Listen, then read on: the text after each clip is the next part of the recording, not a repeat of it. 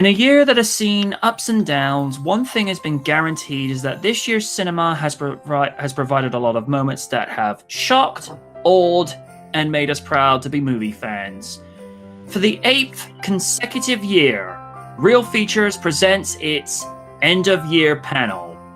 Hello everybody, I am MJ Knight, the host of Real Features. With me is the awesome First Lady, Lydia.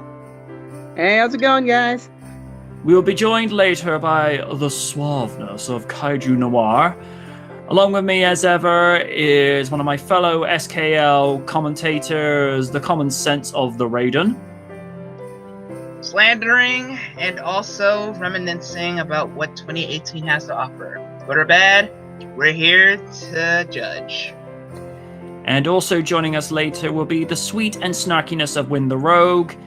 And maybe this evening we'll have the esteemed Real Features alumni panelist member, Nick Nugent, who is also the official author of the Knight Rider Companion and one of the producers of Knight Rider Reunion, which I attended 6 years ago. And if you're a Knight Rider fan, ooh, that was some good stuff back then, especially being able to meet with the likes of the cast, the crew, and the very enchantingly beautiful Rebecca Holden, who I believe Glenn Larson dubbed her the Southern Belle. If you look at Rebecca Holden from season 2 of Knight Rider, even Lids would be like, "How you doing?"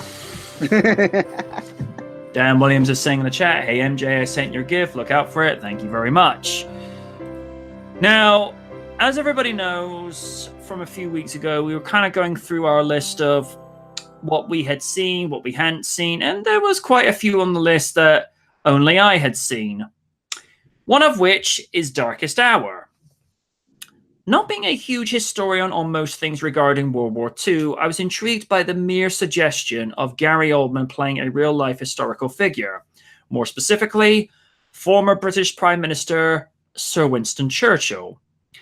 I am aware of some historical inaccuracies, like in the scene of Churchill commuting via the Underground and conversing with the people of London did not actually occur. From a writing angle, I get it. It serves the purpose of a man being a man of the people and being approachable, but nitpickers like to pick. In terms of casting, I could not fault anyone, from Ben Mendelsohn as King George with his lisp and general mannerisms, and to Oldman stealing the show as Churchill from mannerisms, physical, vocal, and mentally. But this is Garry Oldman we're talking here. He is one of the best method actors in the history of Hollywood, from playing creepy Bram Stoker's Dracula to Commissioner Gordon in the Dark Knight trilogy. He was fully deserving of receiving his Academy Award for Best Actor. And there was some stiff competition, but like I say, it's Garry Oldman. What's not to like? Duran, as I've done so many times before, the floor is yours. Yeah, I don't know where to start, because that performance of him was unbelievable. I didn't see Garry Oldman in that role. I saw Winston Churchill in that role, really. The acting is good. The whole storyline is excellent.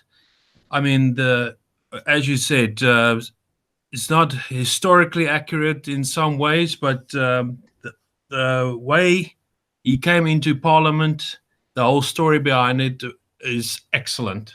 Just the cinematography, and it's mind-blowing. That is all I can say. Yep. And for the rest of the supporting cast, brilliant job all the way.